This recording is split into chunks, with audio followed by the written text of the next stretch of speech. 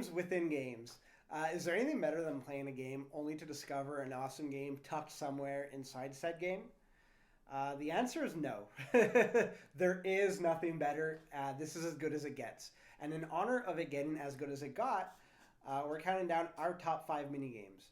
For the purpose of this list, we're looking at games that were hidden inside of another game or in the game, or weren't featured as a selling point to the game, and they kind of just snuck it in there, and instead provided extra value to the player. Because of this, we're omitting collection games like Wii Sports, Fusion Frenzy, and Mario Party. We're also omitting user-generated games or modes like StarCraft's custom game library. So at number 5, we have Spider Tank from Watch Dogs. Love it or hate it, Watch Dogs was a fun experience. The fun was amped up tenfold as soon as you took a digital trip and found yourself on a roof tucked firmly inside of a tank. A spider tank. And then you started to wreak havoc on the city of Chicago until time ran out. It was a great arcade experience, and we loved it. But you know what's cooler than a spider tank is Chocobos. And at number 4, we have Chocobo Racing. The granddaddy of all RPGs, Final Fantasy VII, gave us a spectacularly awesome and at times frustrating experience in Chocobo Racing. It was so popular, in fact, that Square Enix even launched its own standalone game in 1999 that was aptly titled Chocobo Racing. But what made the experience better in Final Fantasy is that you got to breed Chocobos.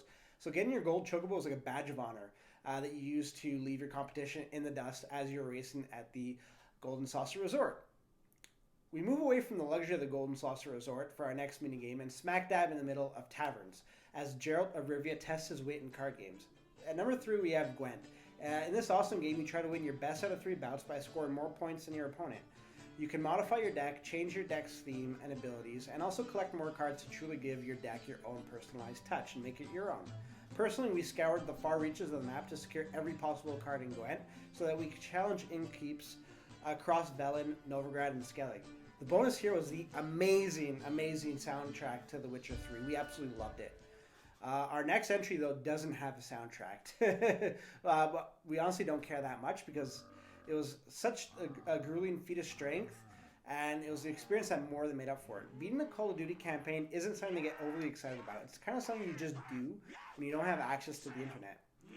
But after beating World at War, our life changed. You're suddenly thrust into a world where Nazi zombies are a thing. You hold your own for as long as you can by buying weapons off the wall and through a mystery box. It was so popular that Treyarch has brought back zombies in each of its Call of Duty games.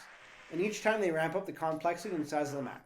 But the first iteration started it all, and it was an unexpected surprise after beating World at War's campaign.